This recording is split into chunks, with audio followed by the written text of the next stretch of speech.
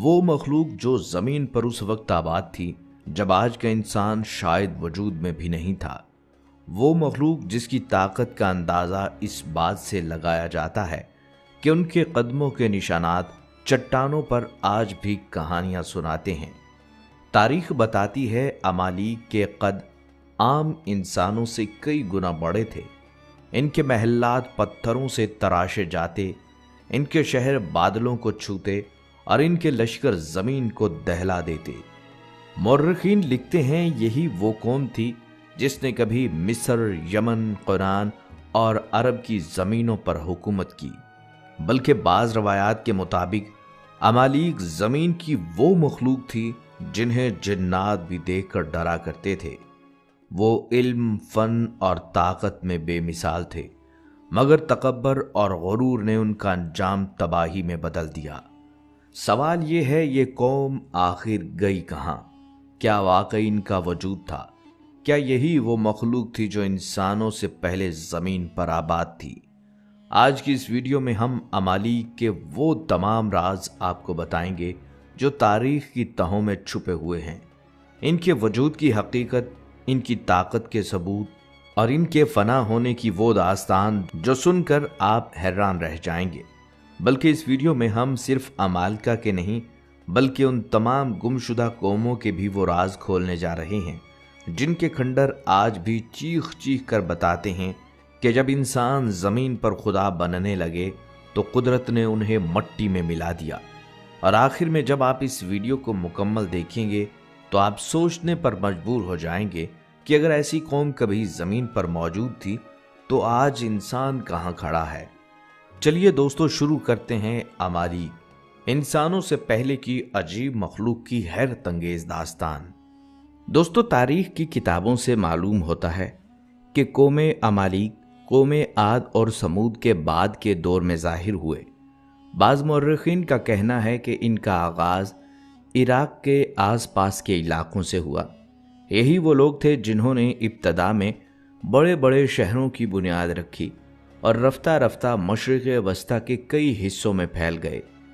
عمالیق جب عراق کے میدانوں سے نکلے تو ان کے قدم رکے نہیں، وہ بڑھتے گئے مصر، شام اور فلسطین کی طرف، مگر جہاں بھی گئے ان کے پیچھے خون، آگ اور بربادی کے آثار رہ گئے۔ ان کی تلواروں نے بے گناہوں کا خون بہایا اور ان کے غرور نے زمین کو لرزا دیا۔ وہ خود کو دنیا کا سب سے طاقتور گروہ سمجھتے تھے، ایسے لوگ جنہیں کوئی روک نہیں سکتا تھا۔ قرآن کریم میں ایسے ہی گروہوں کے لیے جبارین استعمال ہوا ہے، یعنی وہ لوگ جو طاقت کے نشے میں چور ہو کر زمین پر سرکشی اور ظلم پھیلاتے ہیں۔ مورخین بتاتے ہیں کہ حضرت ابراہیم علیہ السلام کے زمانے میں عمالقہ بحیرہ مردار کے مغربی علاقوں میں آباد تھے۔ وہاں بھی ان کی فطرت میں کوئی تبدیلی نہیں آئی۔ وحشت، درندگی اور غرور ان کے وجود کا حصہ بن چکے تھے۔ ان کے ظلم و ستم سے تنگ آ کر عراق کے اشوری بادشاہوں نے ان کے خلاف لشکر کشی کی اور بالآخر انہیں اپنے علاقوں سے نکال باہر کیا۔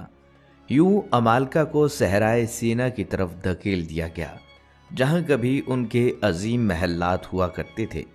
اب وہی لوگ ریت کے میدانوں میں بھیڑ بکریاں چرانے پر مجبور ہو گئے، مگر ان کے دلوں میں غرور ختم نہ ہوا۔ وہ اب بھی سمجھتے تھے کہ ان جیسا طاقتور اس زمین پر اور کوئی نہیں، اور یہی غرور انہیں ایک ایسی تباہی کے دہانے پر لے آیا جس کا تصور بھی ممکن نہیں۔ دوستو، وقت گزرتا گیا اور عمالقہ کی نسل مختلف خطوں میں پھیلتی چلی گئی۔ ان میں سے ایک شاخ کنان کی زمین پر بسی، جہاں سے بعد میں ایک ایسا بادشاہ ابھرا جس کا نام سن کر ہی لوگ لرز اٹھتے تھے، جالود۔ تاریخ اور روایات کے مطابق جب بنی اسرائیل نے اپنے رب کے احکامات کو بھلا دیا اور بت پرستی، بدکاری اور سرکشی میں مبتلا ہو گئے تو اللہ تعالیٰ نے ان پر سزا کے طور پر ایک ظالم اور جابر قوم مسلط کر دی، اور وہ قوم تھی عمالقہ۔ ان پر جو بادشاہ مقرر کیا گیا اس کا نام تھا جالود، ایک ایسا شخص جو ظلم، وحشت اور طاقت کی علامت بن چکا تھا۔ کہا جاتا ہے کہ جالود عملیق بن عاد کی اولاد میں سے تھا اور املیق دراصل انفرا کا بیٹا، ایس کا پوتا اور حضرت اسحاق علیہ السلام کا پڑپوتا تھا، یعنی یہ سلسلہ براہ راست حضرت ابراہیم علیہ السلام تک جا پہنچتا ہے۔ یوں عمالقہ اور دیگر اولاد ابراہیم علیہ السلام کے ساتھ قرآن میں ایک طاقتور اور شہزور قوم کے طور پر جانے جاتے تھے، لیکن ان کی فطرت میں جنگجوئی، خون خرابی اور غرور رس بس چکا تھا۔ روایات میں آتا ہے کہ جالوت کا قد تقریباً 15 فٹ لمبا تھا، اور بعض لوگ کہتے ہیں کہ اس کا سایہ 1 میل تک پھیل جاتا تھا۔ اس کی فوج میں 3 لاکھ گھڑ سوار شامل تھے، جو میدان میں اترتے تو زمین ان کے قدموں تلے لرز جاتی۔ بعض مورخین کا کہنا ہے کہ قوم بربر کا تعلق بھی انہی عمالقہ کی نسل سے جا ملتا ہے۔ ایسے ہی طاقتور، مغرور اور جنگجو بادشاہ جالوت نے بنی اسرائیل پر ظلم و ستم کی انتہا کر دی، مگر یہ کہانی یہاں ختم نہیں ہوتی، کیونکہ تاریخ گواہ ہے کہ جب ظلم اپنی حدوں کو چھوتا ہے تو اللہ کا فیصلہ قریب آ جاتا ہے۔ دوستو، زمانہ گزرتا گیا، عمالقہ کی سلطنت پھیلتی چلی گئی، یہاں تک کہ انہوں نے اشوری بادشاہوں کے دور میں فلسطین اور شام کی سرزمینوں پر بزور بازو قبضہ جما لیا۔ ان کے قلعے مضبوط، ان کے لشکر بے خوف اور ان کے مظالم بے انتہا ہو چکے تھے۔ ایسے میں اللہ تعالیٰ نے اپنے نبی حضرت موسیٰ علیہ السلام کو حکم دیا کہ وہ ارض مقدس کو عمالقہ کے قبضے سے آزاد کروائیں۔ جب حضرت موسیٰ علیہ السلام اپنی قوم یعنی بنی اسرائیل کے ساتھ فلسطین کے قریب پہنچے تو انہوں نے اپنی قوم سے فرمایا، اے بنی اسرائیل، اس مقدس سرزمین میں داخل ہو جاؤ جو اللہ نے تمہارے لیے لکھ دی ہے، اور پیٹھ نہ دکھاؤ ورنہ تم نقصان اٹھانے والوں میں سے ہوگے۔ مگر بنی اسرائیل جو ابھی تک غلامی اور کمزوری کے اثرات سے نکل نہ پائے تھے، ڈر گئے اور بول اٹھے، اے موسیٰ، وہاں ایک بڑی طاقتور قوم آباد ہے، عمالقہ، ہم ان سے مقابلہ نہیں کر سکتے، تم اور تمہارا پروردگار جا کر لڑو، ہم تو یہیں بیٹھے ہیں۔ یہ جملہ ایمان کی کمزوری کا آئینہ تھا۔ یہ وہ لمحہ تھا جب اللہ تعالیٰ نے ان کی سرکشی پر فیصلہ سنایا۔ چنانچہ بنی اسرائیل کو صحرائے طی میں 40 سال کے لیے قید کر دیا گیا، نہ وہ آگے بڑھ سکے نہ پیچھے لوٹ سکے، ایک مختصر صحرا میں بھٹکتے رہے، یہاں تک کہ ایک نئی نسل ابھری جو ایمان اور عزم میں پہلی سے مضبوط تھی۔ یہ وہی نسل تھی جس نے بعد میں حضرت یوشع علیہ السلام کی قیادت میں ارض مقدس کو دوبارہ حاصل کیا۔ مگر عمالقہ جو اس وقت طاقت کی انتہا پر تھے، انہیں یہ احساس نہ تھا کہ ان کے زوال کی بنیاد اسی لمحے میں رکھ دی گئی تھی۔ دوستو، یہ وہ وقت تھا جب بنی اسرائیل کو عمالقہ کی طاقت سے خوف آ چکا تھا۔ اللہ کا حکم واضح تھا، ارض مقدس میں داخل ہو کر ظالم قوم کو شکست دو، مگر ایمان کمزور پڑ چکا تھا، اور جب ایمان کمزور ہو جائے تو قومیں اپنی منزل کھو دیتی ہیں۔ چنانچہ اللہ تعالیٰ نے بنی اسرائیل کو ایک ایسی سزا دی جو تاریخ کی کتابوں میں ہمیشہ کے لیے لکھی گئی۔ یہ سزا تھی میدان تیہ۔ یہ میدان شام اور مصر کے درمیان 5 سے 6 فرسخ یعنی 30 کلومیٹر کے علاقے پر مشتمل تھا، ایک کھلا، ویران اور سناٹا خیز میدان جہاں نہ سایہ دار درخت تھے، نہ عمارت، نہ پانی اور نہ ہی کھانے کی کوئی چیز۔ اللہ کے حکم سے حضرت موسیٰ علیہ السلام اپنی قوم کے ساتھ عمالقہ سے بیت المقدس کو آزاد کرانے نکلے، مگر جب فلسطین کے قریب پہنچے تو بنی اسرائیل عمالقہ کی دہشت کے سامنے ڈھیر ہو گئے، اور پھر وہ دن آیا جب اللہ نے ان پر اپنا فیصلہ نازل کیا۔ 40 برس تک وہ اسی مختصر سے میدان میں صبح و شام تک بھٹکتے رہے، مگر باہر نہ نکل سکے، جیسے وقت تھم گیا ہو اور زمین ان کے لیے قید خانہ بن گئی ہو۔ مگر دیکھیے اللہ کی رحمت، حضرت موسیٰ علیہ السلام باوجود اس کے کہ اپنی قوم سے ناخوش تھے، انہوں نے اپنے رب سے دعا کی کہ یا اللہ، یہ تیری مخلوق ہے، انہیں رزق عطا فرما۔ پھر اللہ نے کرم فرمایا، آسمان سے روزانہ ان کے کھانے کے لیے من و سلوہ نازل ہوتا، دھوپ سے بچاؤ کے لیے بادل ان پر سائے فگن ہو گئے، اور حضرت موسیٰ علیہ السلام نے عصا سے پتھر پر ضرب لگائی تو اس لمحے 12 چشمے پھوٹ پڑے، ہر قبیلے کے لیے ایک چشمہ، یوں اللہ نے انہیں بھٹکنے کی سزا تو دی مگر اپنی رحمت سے محروم نہ کیا۔ یہ وہ منظر تھا جو انسان کو یاد دلاتا ہے کہ اللہ کی نافرمانی بندے کو راہ سے بھٹکا دیتی ہے مگر اللہ کی رحمت کبھی راستہ نہیں چھوڑتی۔ دوستو، میدان تی کے یہ 40 سال صرف سزا نہیں تھے، ایک امتحان بھی تھا اور ایک تربیت گاہ بھی۔ حضرت موسیٰ علیہ السلام کے ساتھ ان کے بھائی حضرت ہارون علیہ السلام اور شاگرد حضرت یوشع بن نون علیہ السلام بھی موجود تھے۔ یہ تینوں ہستیاں بنی اسرائیل کی رہنمائی کے لیے اللہ کی طرف سے منتخب کی گئی تھیں۔ وقت گزرتا گیا اور وہ سب لوگ جو پہلے جہاد سے پیچھے ہٹ گئے تھے رفتہ رفتہ اس دنیا سے رخصت ہو گئے۔ ان کی جگہ ایک نئی نسل نے لے لی، ایسی نسل جو غلامی کے اثرات سے آزاد اور ایمان کی روشنی سے منور تھی۔ پھر ایک دن اللہ تعالیٰ نے حضرت موسیٰ علیہ السلام کو حکم دیا، اے موسیٰ، بنی اسرائیل کو 12 قبائل میں تقسیم کرو، ان کی تنظیمیں نو کرو اور ہر قبیلے کے لیے ایک سردار مقرر کرو جو اپنی قوم کو جہاد کی تربیت دے۔ یہ تیاری دراصل ایک الہی منصوبہ تھی، بیت المقدس کو عمالقہ کے قبضے سے آزاد کرانے کی پیشبندی۔ حضرت موسیٰ علیہ السلام نے اللہ کے حکم کی تعمیل کرتے ہوئے بنی اسرائیل کو 12 قبائل میں تقسیم کیا اور حضرت یوشع بن نون کو ان تمام قبائل کا سردار اور سپہ سالار مقرر فرمایا۔ مگر تقدیر کو کچھ اور منظور تھا۔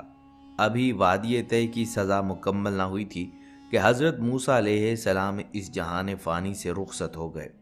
ان کے بعد قیادت کی ذمہ داری حضرت یوشع بن نون علیہ السلام کے کاندھوں پر آ گئی۔ حضرت یوشع نے اپنی قوم کو منظم کیا، ان کی جنگی تربیت کا آغاز کیا اور ایک ایسی قوم تیار کی جو ایمان، صبر اور یقین میں اپنی مثال آپ تھی۔ چونکہ میدان تی میں نہ کھیتی باڑی تھی، نہ تجارت تھی، نہ معاشی سرگرمیاں تھیں، اللہ کی طرف سے من و سلوہ کی نعمتوں پر گزارا ہو رہا تھا۔ یوں ان لوگوں نے اپنا وقت پوری لگن کے ساتھ جہاد کی تیاریوں میں صرف کیا۔ یہ وہی لوگ تھے جنہوں نے بعد میں حضرت یوشع علیہ السلام کی قیادت میں عمالقہ کے خلاف فیصلہ کن جنگ لڑی اور بیت المقدس کو ان کے تسلط سے آزاد کروایا۔ دوستو، وقت گزرتا گیا، 40 برس کی وہ سزا جس نے بنی اسرائیل کو آزمایا آج اپنے اختتام کو پہنچنے والی تھی۔ جب صحرا میں بھٹکنے کے 40 سال مکمل ہوئے تو اللہ تعالیٰ نے حضرت یوشع بن نون علیہ السلام کو حکم دیا، اے یوشع، بنی اسرائیل کو جمع کرو اور بیت المقدس کو عمالقہ کے قبضے سے آزاد کرواؤ۔ اب یہ وہ نئی نسل تھی جو اپنے بزرگوں کی بزدلی اور نافرمانی سے سبق سیکھ چکی تھی۔ وہ جانتے تھے کہ ایمان کے بغیر فتح ممکن نہیں، اور جب اللہ کا حکم ہو تو میدان سے پیٹھ نہیں پھیری جاتی۔ چنانچہ جب حضرت یوشع علیہ السلام نے جہاد کی پکار بلند کی تو بنی اسرائیل کے 6 لاکھ جان باز ایمان کے جوش اور جہاد کے عزم کے ساتھ ان کے گرد جمع ہو گئے۔ یہ لشکر 12 قبائل پر مشتمل تھا، منظم، پرعزم اور اللہ کی نصرت پر یقین رکھنے والا۔ انہوں نے اریحا کے مقام پر پڑاؤ ڈالا جہاں عمالقہ نے مضبوط قلعہ بندی کر رکھی تھی۔ محاصرہ شروع ہوا، ایک دن، ایک ہفتہ، ایک مہینہ، یہ محاصرہ 6 ماہ تک جاری رہا۔ عمالقہ اپنے قلعوں میں بند اور بنی اسرائیل باہر صبر و استقامت کے ساتھ ڈٹے رہے۔ آخر ایک دن اللہ کی مدد نازل ہوئی۔ بنی اسرائیل کے جانثاروں نے عمالقہ کے قلعوں کی دیواروں کو توڑ ڈالا اور شہر کے اندر داخل ہو گئے۔ اریحا فتح ہو چکا تھا۔ شہروں کے بلند میناروں پر اللہ کے سپاہیوں نے ایمان کا پرچم لہرا دیا۔ اس فتح کے بعد بنی اسرائیل نے عنان کے دیگر شہر بھی فتح کیے، یہاں تک کہ فلسطین اور شام کا وسیع علاقہ عمالقہ کے قبضے سے آزاد ہو گیا۔ یوں ایک ایسی قوم جو صدیوں تک غرور، ظلم اور سفاکی کی علامت تھی، اللہ کے حکم سے اپنے انجام کو پہنچ گئی، اور تاریخ نے یہ گواہی دی کہ طاقتور وہ نہیں ہوتا جو بڑے لشکر رکھتا ہے، طاقتور وہ ہوتا ہے جس کے دل میں ایمان کی روشنی ہوتی ہے۔ دوستو، عمالیق کا ذکر صرف عربی تاریخ میں نہیں بلکہ تورات میں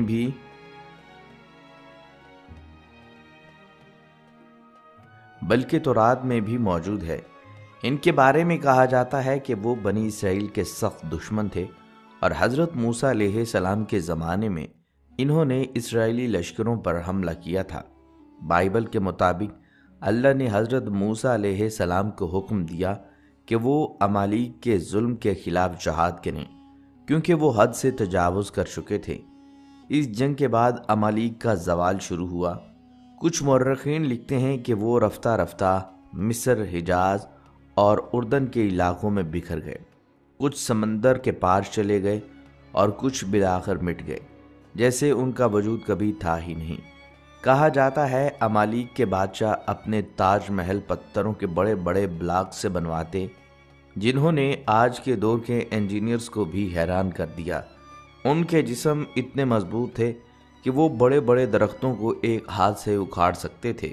بعض روایات کے مطابق وہ زمین کی مخلوق تھی جنہیں جنات بھی دیکھ کر ڈرتے تھے، لیکن جب اللہ کا حکم آیا تو وہی زمین جس پر وہ فخر کرتے تھے ان کے لیے عذاب بن گئی۔ ان کے شہر مٹی میں دفن ہو گئے، ان کی بستیاں ملبے کا ڈھیر بن گئیں اور ان کے نام صرف روایات اور قصوں میں باقی رہ گئے۔ قرآن میں اگرچہ امالیک کا نام نہیں آتا، لیکن اللہ پاک سورہ ابراہیم میں فرماتے ہیں، کیا تم نے نہیں دیکھا کہ تم سے پہلے کی قومیں عاد، سمود اور وہ جو ان کے بعد آئے وہ ہم سے چھپ نہ سکے۔ مفسرین لکھتے ہیں ان پچھلی قوموں میں امالیک بھی شامل تھے، وہی قوم جس نے اپنی طاقت پر بھروسہ کیا اور اپنے خالق کو بھلا دیا۔ تاریخ گواہ ہے کہ اللہ تعالیٰ نے ہمیشہ قوموں کو ان کے اعمال و کردار کے بلبوتے پر اگر سنبھالا ہے تو انہیں اپنے انجام تک پہنچایا بھی ہے۔ جو قومیں اللہ تعالیٰ کی مہلت سے فائدہ اٹھا گئیں وہی فائدے میں رہیں، اور جو احکام الہی سے سرکشی کی مرتکب رہیں ان کے لیے پھر رب نے ذلت اور رسوائی ہی لکھ دی۔ تاریخ کے طالب علم جانتے ہیں کہ جب بھی کوئی قوم گمراہی کے اندھیروں میں بھٹکی تو اللہ تعالیٰ نے ان پر سفاق اور جابر حکمرانوں کو ہی مسلط کیا۔ حضرت موسیٰ علیہ السلام کے دور میں ایسی ہی ایک قوم عمالقہ تاریخ کی کتابوں میں سفاکیت کے حوالے سے ہمیشہ یاد رکھی جائے گی۔ دوستو، عمالقہ کی کہانی سن کر ہمیں وہ اقوام بھی یاد آتی ہیں جن کا تذکرہ قرآن مجید میں بارہا کیا گیا۔ ایسی قومیں جنہیں اللہ نے بے پناہ طاقت، دولت اور شان و شوکت عطا کی، مگر انہوں نے اس خالق کو بھلا دیا جس نے انہیں پیدا کیا۔ جیسا کہ قوم عاد، وہ عظیم قوم جو حضرت نوح علیہ السلام کے بعد زمین پر سب سے زیادہ طاقتور مانی جاتی تھی، ان کے شہر احقاف کے میدانوں میں بادلوں کو چھوتے محلات اور چٹانوں سے تراشے گئے۔ ان کے شہر احقاف کے میدانوں میں بادلوں کو چھوتے محلات اور چٹانوں سے تراشے گئے ستونوں والے گھر تھے۔ قرآن مجید انہیں عاد ارم ذات العماد کہہ کر پکارتا ہے، یعنی وہ قوم جس کے ستون مثل عمارتوں کے تھے، جن کی مثال اس سے پہلے کسی نے نہ دیکھی تھی۔ اللہ نے انہیں جسمانی قوت، طویل عمری اور زمین کی وسعت بخشی، مگر وہ غرور میں آ کر کہنے لگے، ہم سے زیادہ طاقتور کون ہے؟ انہوں نے اللہ کے نبی حضرت ہود علیہ السلام کی دعوت ٹھکرا دی اور شرک، ظلم اور تکبر میں ڈوب گئے۔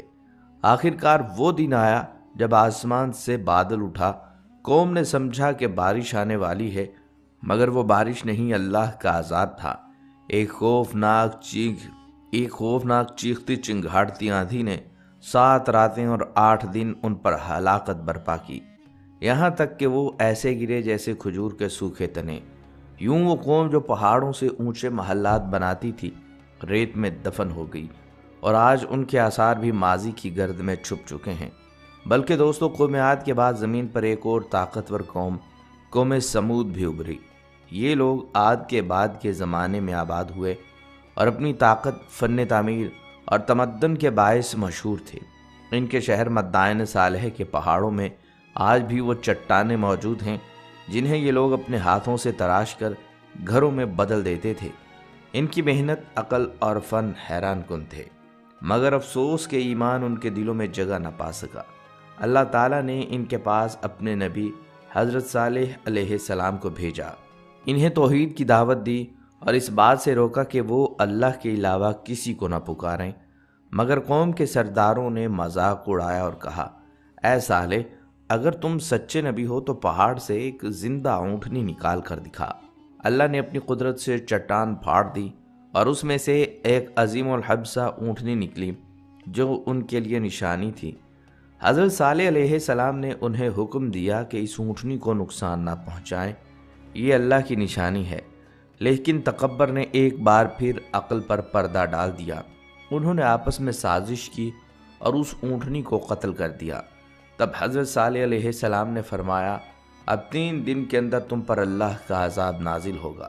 اور پھر عذاب آیا، زمین لرز اٹھی، ایک زبردست کڑکدار آواز نے سب کچھ نیست و نابود کر دیا۔ پہاڑوں کے بیچ آباد یہ قوم پتھروں کی طرح جم کر رہ گئی۔ یوں قوم سمود بھی قوم عاد کی طرح غرور کے نشے میں فنا ہو گئی۔ دوستو، یوں لگتا ہے کہ انسان نے تاریخ سے کبھی سبق نہیں سیکھا۔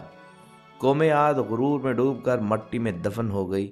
قوم سمود نے اللہ کی نشانی کو قتل کیا اور چٹانوں میں جم کر رہ گئی، اور عمالقہ وہ طاقتور قوم جو ان سب کے بعد ظاہر ہوئی، اپنے ظلم و جبر کے باعث اللہ کے غضب کا شکار بنی۔ مگر کہانی یہیں ختم نہیں ہوتی۔ ان سب کے بعد ایک اور قوم نے نہ صرف رب کی نافرمانی کی بلکہ فطرت کے اصولوں سے بغاوت کر دی، اور وہ تھی قوم لوط۔ اللہ تعالیٰ نے انہیں خوبصورت وادیوں میں بسایا، زرخیز زمینیں دی، ندی نالے باغات اور امن عطا کیا۔ مگر نعمتیں جب آزمائش بن جائیں تو دلوں کا حال ظاہر ہو جاتا ہے۔ انہوں نے اپنی خواہشات کو اپنا معبود بنا لیا اور وہ فعل اختیار کیا جو اس سے پہلے کسی قوم نے نہیں کیا۔ مرد مردوں کے ساتھ بدفعلی کرنے لگے۔ اللہ تعالیٰ نے اپنے نبی حضرت لوط علیہ السلام کو ان کی طرف بھیجا۔ انہوں نے کہا، کیا تم ایسی بے حیائی کرتے ہو جو دنیا میں تم سے پہلے کسی نے نہ کی ہو؟ اللہ سے ڈرو اور اپنی قوم کو پاکیزگی کی طرف لوٹاؤ۔ مگر جواب میں وہ ہنسے اور حضرت لوط علیہ السلام کو بستی سے نکال دینے کی دھمکیاں دیں۔